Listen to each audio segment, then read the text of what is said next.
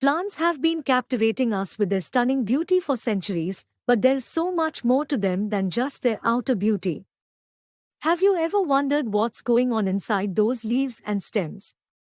It turns out that plants have a complex internal structure that's just as fascinating as their external appearance. From transporting water and nutrients to protecting themselves from predators, plants have a lot of tricks to survive and thrive in their environment. But did you know that some plants have evolved to become meat eaters? That's right, these plants have developed incredible structures like trap-like leaves and sticky surfaces that allow them to catch and digest insects for nutrients. It's like something out of a sci-fi movie, but these carnivorous plants are very real and just as amazing as they sound. So, get ready to delve into the incredible world of plant anatomy. Plant anatomy is the study of the internal structure of plants. Just like our bodies, the basic unit of plants is cells, which group together to form tissues and organs. Different parts of a plant, like the roots, stems, and leaves, have unique internal structures, and in this video we will mainly understand the tissue system. Now, let's dive deeper into the tissue system. This system has three main types of tissues that work together like a team. First, there is the epidermal tissue system, which is like the plant's outer armor, protecting it from the environment. Then there is the ground or fundamental tissue system, which is like the plant's body, responsible for its basic functions. Finally, there is the vascular or conducting tissue system, which is like the plant's circulatory system, transporting water, nutrients, and other vital substances throughout the plant. Now, let's understand each of these tissue systems one by one in detail, starting with the epidermal tissue system. It is like the plant's skin, forming the outermost layer of the plant body. It is made up of cells called epidermal cells, stomata, and little hairs or trichomes. The epidermis is usually just one layer of cells, and they are arranged tightly together forming a continuous layer and acts as a protective layer around the plant. Starting with epidermal cells, in plants these are parenchymatous and also have a large vacuole. But, unlike our skin, the outer surface of the epidermis is covered with a thick waxy layer called the cuticle. The cuticle helps prevent the loss of water, like sunscreen protects our skin from harmful UV rays. However, cuticle is not present in roots because they are usually underground and don't have to worry about losing water. Coming to stomata, these are small openings found on the surface of leaves that allow for the transpiration and exchange of gases between the plant and the environment. They are like tiny mouths that allow plants to take in carbon dioxide and release oxygen. They are formed by two specialized cells called guard cells that surround a pore. The guard cells are bean-shaped cells. They can change shape to open or close the stomatal pore, which controls the rate of gas exchange and water loss from the plant. This process is important for maintaining proper water balance and ensuring that the plant has access to the carbon dioxide it needs for photosynthesis. Interestingly, in grasses, the guard cells have a dumbbell shape, which is quite different from the bean shape in most plants. The outer walls of the guard cells are thin, while the inner walls facing the stomatal pore are highly thickened, giving them the ability to regulate the opening and closing of stomata. In some plants, there are also special cells, or epidermal cells, called subsidiary cells around the guard cells. These cells help to support the guard cells and regulate the opening and closing of the stomata. Together, the guard cells, subsidiary cells, and stomatal pore make up the stomatal apparatus. It's like a little team that works together to help the plant breathe and stay healthy. Now coming to third and last part of the epidermal tissue system, that is trichomes. Did you know that plants have their own unique hair? It's true. The epidermis, or outer layer of cells, in plants often bear hair-like structures called trichomes. These trichomes can be found on the stems, leaves, and even the flowers of plants. Trichomes come in all shapes and sizes. Some are long and thin, while others are short and stubby. They can be soft or stiff, and even have different functions. For example, some trichomes are involved in secreting oils and resins, while others help to protect the plant from herbivores by making them difficult to eat or digest. Root hairs, on the other hand, are unicellular extensions of epidermal cells found on the roots of plants. They are extremely important for the absorption of water and minerals from the soil. The elongated shape of root hairs increases the surface area of the root, allowing for more efficient uptake of nutrients.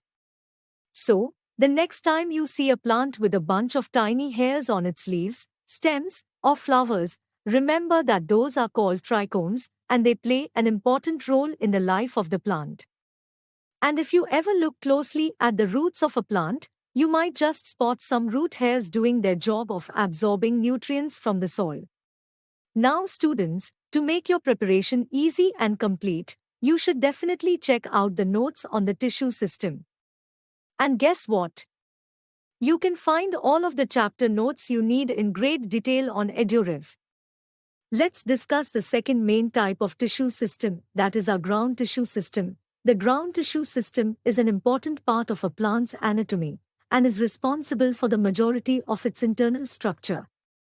Unlike the outer layer, dermal tissue system, that protects the plant, and the inner layer, vascular tissue system, that transports water and nutrients about, which we will focus more later in this video. But before that, we should understand that the ground tissue system is like the meat of the plant, filling in the spaces between the other tissues. So, as we now know that the ground tissue is located between the dermal and vascular tissue systems and fills the space within the plant. It consists of three types of cells: parenchyma, collenchyma, and sclerenchyma. Each type of cell plays a different role in supporting the plant's growth and function. Parenchyma cells are the most common type of cell in the ground tissue system. They are thin-walled and have a large central vacuole that stores water and nutrients. Parenchyma cells can divide and differentiate into other types of plant cells, such as xylem and phloem cells, and can also photosynthesize. Collenchyma cells have thicker cell walls than parenchyma cells, but are not as thick as sclerenchyma cells. They provide mechanical support to the plant and help it to maintain its shape. Sclerenchyma cells have the thickest cell walls of all the plant cells and are highly specialized for providing mechanical support to the plant. They are found in tissues that are subject to a lot of stress, such as the outer covering of seeds and the stems of mature plants. In leaves, the ground tissue is called the mesophyll and consists of thin-walled cells containing chloroplasts, the organelles responsible for photosynthesis. The mesophyll tissue is important for capturing sunlight and turning it into energy for the plant. Overall, the ground tissue system is an essential part of the plant's growth and function, providing support, storage, and photosynthesis capabilities. Just like our circulatory system that pumps blood and nutrients throughout our body, plants have their own version of a transportation system called the vascular system. This intricate network of tissues is responsible for carrying water, minerals, and nutrients throughout the plant, ensuring its growth and survival. The vascular system is made up of two main types of tissues, xylem and phloem, each with a distinct function. Xylem tissue works like a straw, drawing water and minerals from the roots up to the leaves, while phloem tissue acts as a food truck, delivering nutrients and sugars from the leaves to the rest of the plant. Now, in dicotyledonous plants, which are those with two cotyledons, there is a special layer called the cambium sandwiched between the xylem and phloem tissues in the vascular bundles. Think of it like the cream filling in an Oreo cookie. This cambium layer helps the plant produce new secondary xylem and phloem tissues, allowing the plant to grow thicker and stronger over time. So, these types of vascular bundles are called open vascular bundles. On the other hand, monocotyledonous plants, which only have one cotyledon, don't have a cambium layer in their vascular bundles. This means that they can't produce secondary tissues like their dicotyledonous counterparts, and as a result, they're called closed vascular bundles. It's like they're missing a piece of the puzzle that limits their growth potential. Now coming to the types of organization of vascular bundles, did you know that the way vascular bundles are arranged in different parts of a plant can vary? In plants, there are two different ways in which the vascular tissue is organized: radial and conjoint vascular bundles. Radial vascular bundles are found in roots of plants where the xylem and phloem tissues are arranged separately in strands running parallel to each other. This means that the xylem and phloem tissues are arranged in alternating rings around the center of the root, having different radii of each ring. To put it simply, if you cut a root cross-section, you would see rings of xylem tissue followed by rings of phloem tissue, and so on. Conjoint vascular bundles, on the other hand, are found in plant stems and leaves. In this type of organization, the xylem and phloem tissues are arranged side by side within the same bundle. The phloem tissue is usually located on the outer side of the bundle, with the xylem tissue on the inner side. This allows for easier access to the sugars produced by photosynthesis in the leaves, which are then transported to other parts of the plant through the phloem. This difference in arrangement is due to the fact that roots require more support and structure to anchor the plant in the soil, while stems and leaves require more efficient transport of water and nutrients. We hope that you have understood the topic.